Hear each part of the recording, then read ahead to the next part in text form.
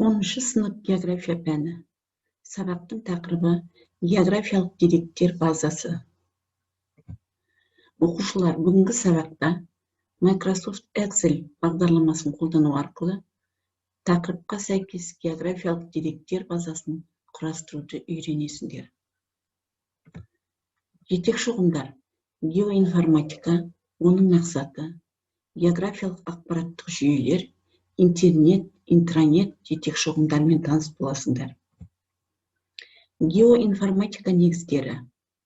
Геоинформатика дегеніміз картография мен географиялық теориясы мен әдістерінің көмегімен қолданбалы математика, информатика және компьютерлік техника мүмкіндіктерінің өзара байланысу нәтижесінде қалыптасып жатқан ғылым саласы. Геоинформатиканың негізгі мақсаты географиялық ақпараттарды қазіргі заманғы технология көмегімен жинақтап, қайта өңдеп, қолдана білетін мамандарды дайындау. Қазақстан Республикасы экономиканы цифрлы форматқа көшіру мақсатында Цифрлық Қазақстан атты мемлекеттік бағдарлама қабылданды.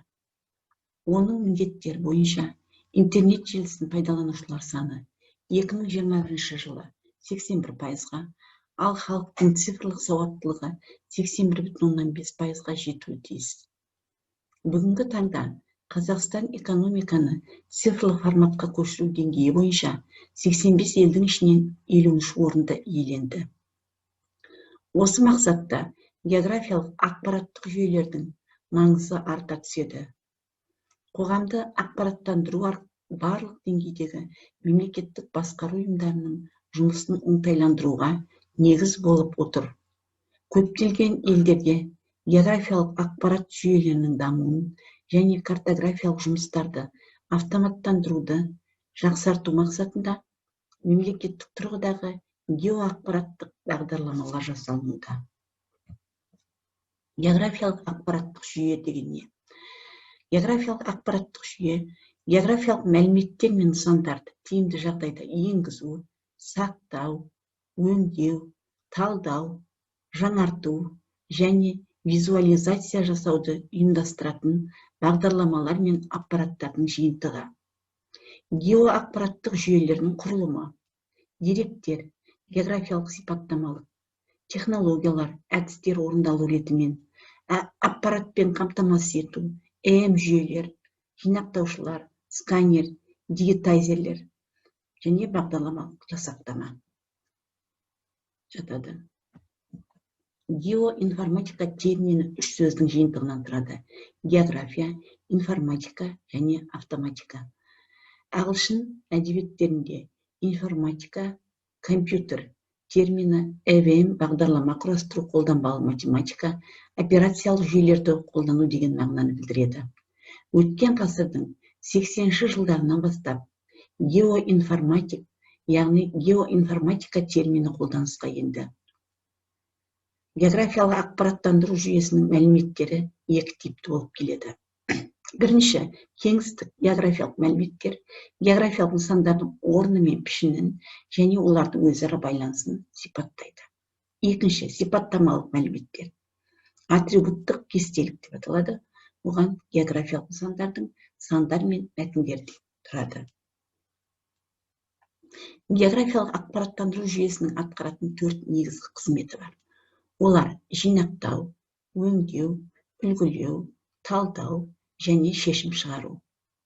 Бұл үдерістің жүзеге асуы мынадай ретпен жүреді: байқау арқылы мәлімет жинау, өлшеу, сипаттау арқылы мәліметті өңдеу, түсіндіру арқылы мәліметтерді талдаудың үлгісі, шешу, болжау, шешім қабылдау үдерісі.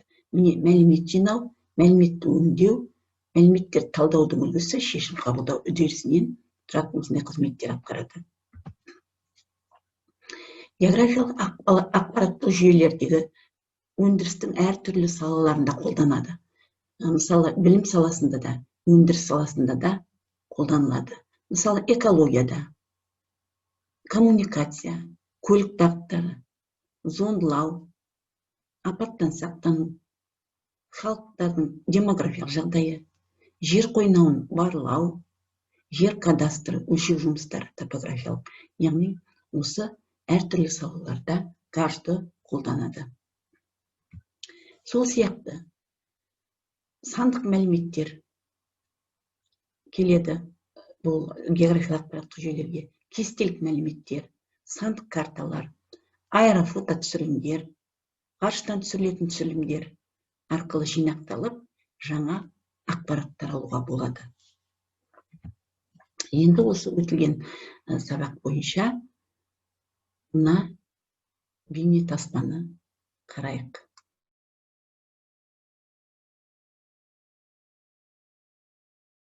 GPS-ті көпшілігіміз естіп жүрміз. Бұл енді негізінен ағылшын тіліне аударғанда ғаламдық позициялау жүйесі деген мағынаны береді екен.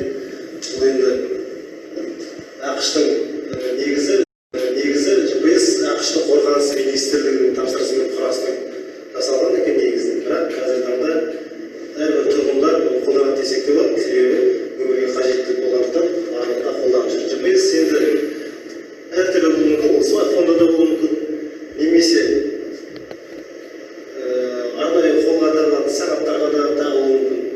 Барлық мүмкіндіктері байланып жатыр. Ол GPS суреті көріп тұрған осылай арнайы жер серіктер арқылы барлық белгілер беріліп тұрады. Ол автокөлікке болсын, жаңағы смартфондарға болсын, соларды көрсетеді. Мысалы, мына жөнелуді қарай болсақ, GPS-тің автокөлікке орнатылған түрі, мысалы, арнайы белгі бөліп жаңағы мекен-жайға баратын болсақ, енгізіп, сол бойынша барлық жолды көрсетіп тұрады. Айналасындағы ғимараттардың, барлық көшенің, барлық мекен-жайын көрсетіп, бізге қай жерде жаңағы жол кептелісі бар, немесе соның барлығын жер серіктер арқылы барлық белгілер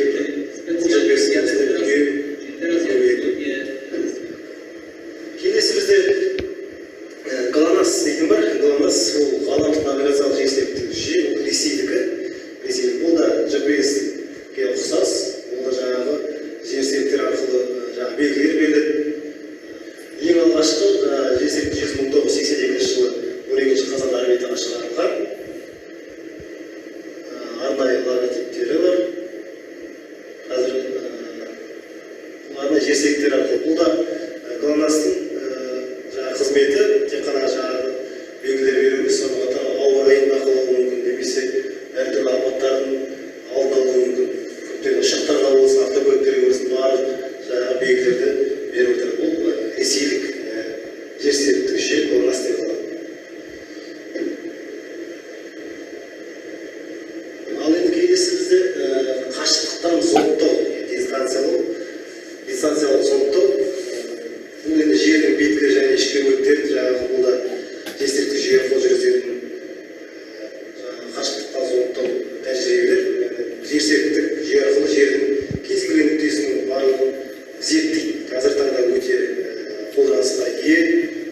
Кез келген жаңағы дененің кез келген жер жағындағы құбылыстар, ауа райы болсын, немесе жаңағы судың астындағы аралдың тартылуы болсын, кез келген нәрсені осы қашықтықтан зондтап зерттейді.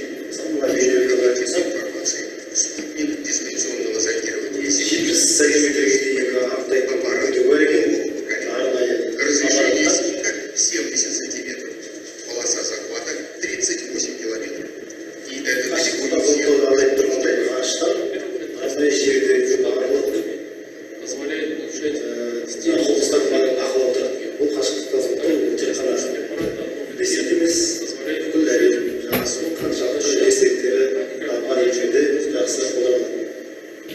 Қазақстанның өзінің жер серігіміз бар. Біздің Қазсат деп аталады.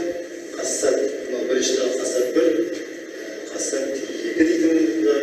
Қазсат 1 енді істен шығып қазіргі таңда жұмыс жасамайды. Қазсат 2 дейтін 11 жылы жұмыс ұшырылған болады. Қазіргі таңда біздің қазір көп қолданыста Қазсат 3 дейтін бар. Қазсат 3 қолданыста. Осы біздің Қазақстанның жер серіктік жүйесі бізге көптеген қызмет атқаруда. GPS-ті көпшілігіміз естіп жүрміз. Бойынша қорытынды Қазіргі таңда геоақпараттық жүйелер әлемнің әр түкпірінде әртүрлі салада жұмыс істеп жүрген жүздеген адамдарды қамтып отырған ауқымды индустрия. Геоақпараттық жүйелерді университеттерде, колледждерде, мектептерде оқытуда. Ол технологияларды адамзат іс-әрекетінің барлық салаларында халықты көшіру, аумақтың ластануы, ормандардың азаюы, табиғат апаттары сияқты жаһандық мәселелер мен жаңа кеңсені дұрыс орналастыру, пункттер арасында маршрутты іздеу, үйді мекен жайы бойынша табу, жергілікті жерге қор жолдарын орнату, әртүрлі муниципалды міндеттер сияқты жекеленген мәселелерді шешуде қолданылады.